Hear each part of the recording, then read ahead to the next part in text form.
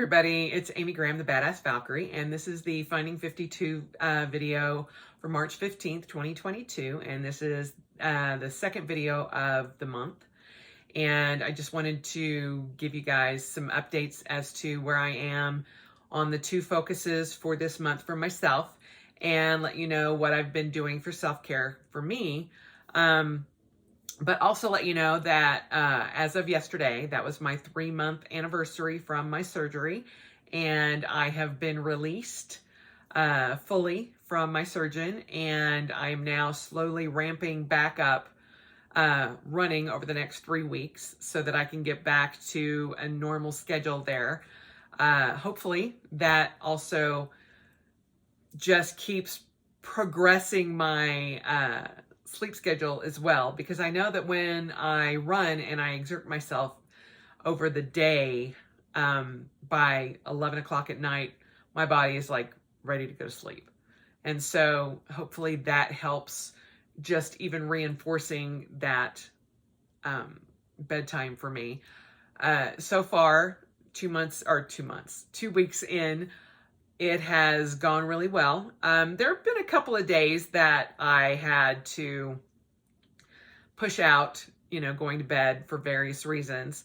But for the most part, I have definitely improved. And I have seen some improvement over the past 2 weeks in my eating schedule as well. Unfortunately, there are times that I have no control over certain things. And that's kind of what this video is about for this week is, sometimes we don't have control over what happens during a day, and that's okay. What we do have control over is how we let it affect us. And, many of you know that I traveled to Montana for an event over the weekend, and for the week prior, since the last video, I've been prepping for my first in-person event that I was hosting as an event planner, and it went as well as one can expect. There were some glitches, but they were all outside of my control. And while I try to minimize that as much as possible, especially for the event's attendees, I try to take the brunt of that myself so that on the outside, everything is working great. And on the inside, my brain is screaming, "Oh my God!" But that is what we do as event planners. We try to buffer that so that those that are attending whatever event it is don't know that there's an issue. No, I don't know what that smoke is coming out of the kitchen, but, surely the kitchen is not on fire. And nothing like that has ever happened. Knock on wood. Sorry to shake you there, but I'm like, now that I've said that, let's not make that happen, shall we? But you try to mitigate as much as you can, but also try not to let it affect you as negatively as it could. For an example, my event day, the day of that event, I was at the venue from 6:30 a.m. until 10 o'clock at night. And during that time frame, I didn't have a chance. I would eat a little bit here, a little bit there, a little bit here, a little bit there. I also, drank a Coke because that's sometimes the only sustenance that I could get to keep me going until that late at night. But when I got home, I was so exhausted that I couldn't go to sleep.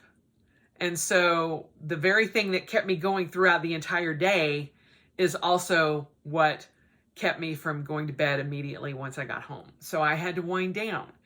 And so I didn't hit my bedtime at that point in time.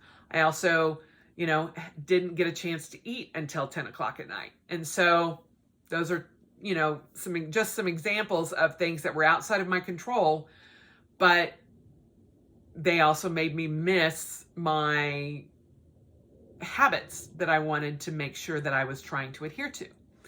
But the before times Amy would have been like very upset that she couldn't just check that off and that, my streak was broken or whatever.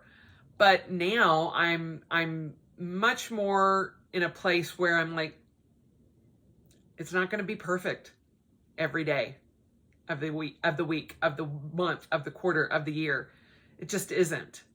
And, backing my expectations down from that is probably going to work out a lot better for everyone involved. And so, just like when I started feeling better, probably 2 months after my hip surgery, I was ready to run. I felt like I was ready to run. And then, luckily, and I say luckily, and I truly mean luckily, I had a doctor's appointment the day after. I was like, I ran a little bit, just a little bit. And it felt good. And had I not had that, I could have done some damage to myself and I would not have realized that. And so when I told my doctor about what, I just ran a couple of little intervals, he goes, no running, not until March 14th. And that is the 3-month anniversary of my surgery. And I was like, but I feel good. He goes, you may feel great, but your body is not ready yet. And the bone surrounding that insert in your leg is not fully adhered yet. It has not fully healed. So you could crack that and then be on crutches for 3 months. And I'm like, oh, okay, we won't do that.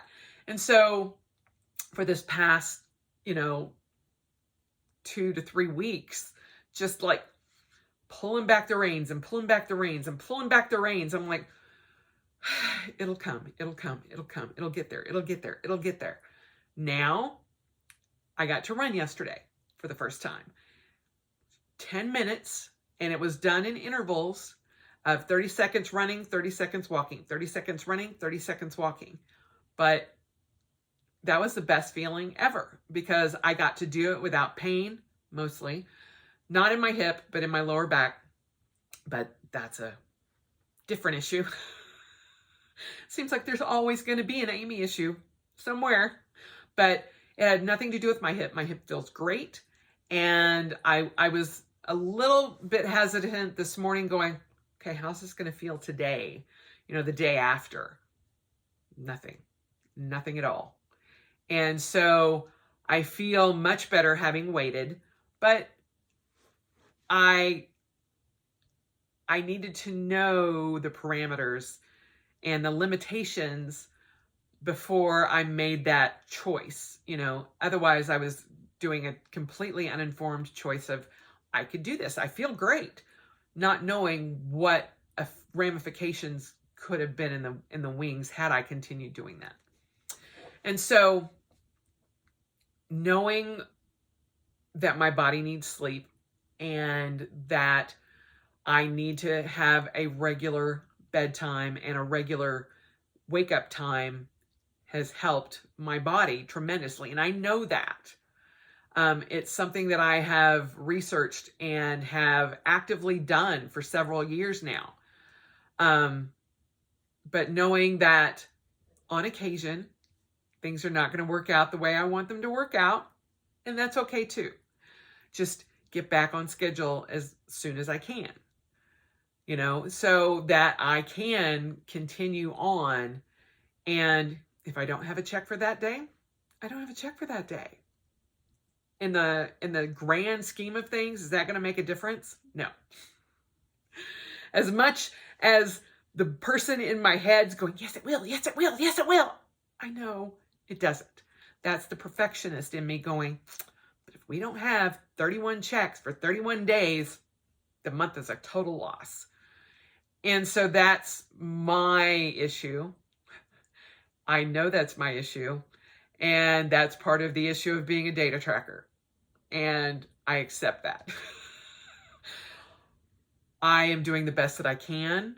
And sometimes, You know, we make mistakes, or there's things that are outside of our control, and I can't help that. You know, over the weekend when I was traveling on vacation for a CA event, a medieval event in Montana, we didn't get back to the hotel and get our dinner served prior to 8 o'clock. It's like, oh, well, am I eating a steak dinner at 8:30 at night? Yes, I am. Am I going to pay a price for it? Probably. But I knew that I would probably pay a price for that, so I was prepared. And, you know, things happen. I couldn't, you know, judge how busy the restaurant was or how soon we were going to get in and get our orders taken and all of that. So it's out of my control. You know, the other choice would have been not going with my friends and spending time with my friends. And I didn't want to do that either. So choices and judging myself on the things that I can control. The other thing that I had talked about in the March 1st video was also updating you guys on what I'm doing for self-care. And yesterday was the first time I actually took a day off just for recovery and for just general mental health. And I had never considered taking a day off like that as self-care before. I know. But it felt good just to have that extra day. I got back on Sunday mid-afternoon and could have completely worked on Monday. But I took the day off because I knew that the long 2 weeks of ramping up to that work event and then ramping up to the SCA event, that there was going to be a lot of peopling involved and that I would need some downtime to just get back into a frame of mind that I could continue going, you know, to work and to just have a day to just be like, okay, I'm just going to chill out.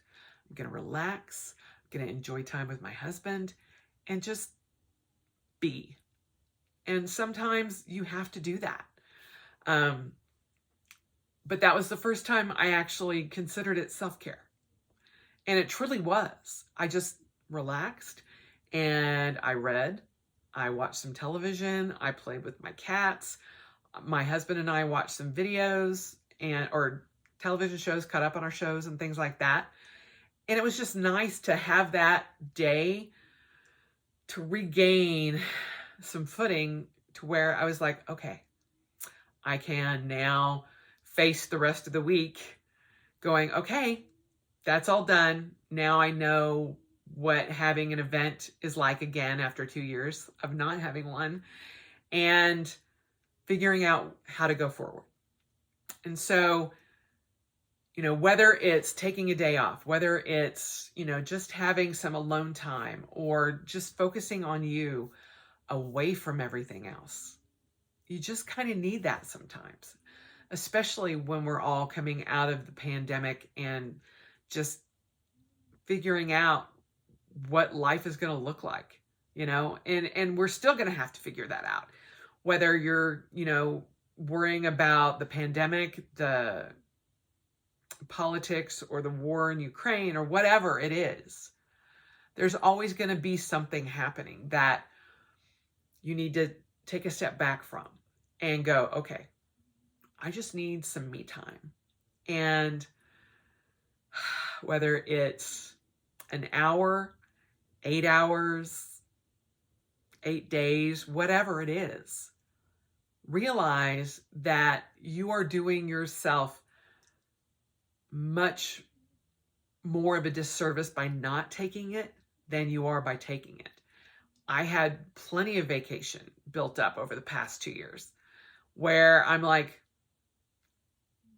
I have a lot built up.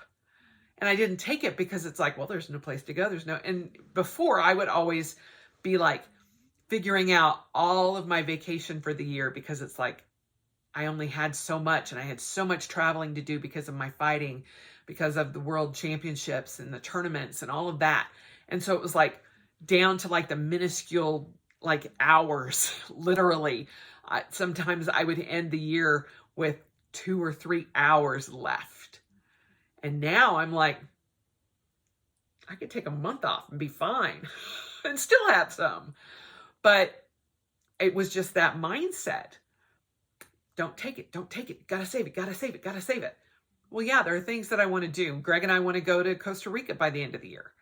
But it's not going to use up all my vacation.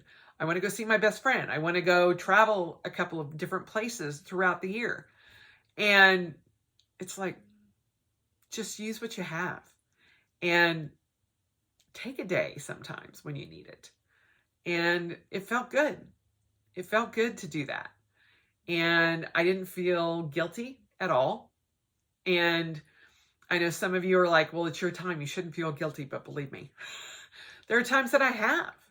I'm like, well, I can't leave because we're doing this, or I can't leave because we're doing that. And I'm like, no, I need this to recover from everything. I need a mental health day. And I took it. And for me, that was self-care. So again, self-care looks a little bit different than it did before the pandemic hit. And it's okay to start looking at things differently and go, maybe I should do this. Maybe I should do that, So just think about that and think about you and your time and make yourself a priority. Because if you don't make yourself a priority, nobody else is going to. Trust me. I have lived my life not being a priority to even myself. And that's kind of where this whole Finding 52 came about. It's like, I need to take some time for myself. And so how can you make yourself a priority? How can you spend time on you without anything else affecting it and not feeling guilty about it? Think about that. But that's kind of where I'm at right now, the mid-month check-in. We will have another video on April 1st, and there'll be new focuses for the month of April. But so far, so good. Could my intermittent fasting be better? Yes. Could my sleeping be better? Yes. But both of those have improved because I have been focusing on those and paying attention to when I go to bed, when I wake up, and trying to get back on an even keel. Because if I'm on an even keel when there are things that are outside of my control happen, I can get right back on schedule for both of those. And it doesn't affect me nearly as negatively when I'm like, okay, I couldn't control that, or maybe I could control it, or I want a day off from doing that. Maybe I want to stay up one night, within a month. So be it. But if I'm like this the whole time, it's never going to even out. But if I'm like this and I have one blip, sometimes two, that's okay. So take into consideration what's in your control and what's outside of your control, and find a way to look at things a little bit differently and see how you can focus on yourself a little bit more, even if it means taking a vacation day just to relax and enjoy yourself by yourself. So there you have it. That's the update for the second half of the month. And hopefully come April 1st, I will have some good news and give you guys, a full update on how the month went. So I hope you guys have had a good first 2 weeks of March, and hopefully the second 2 weeks goes even better. And I will hopefully be up and running, literally up and running much more by April. So I will talk to you guys soon, and good luck with everything.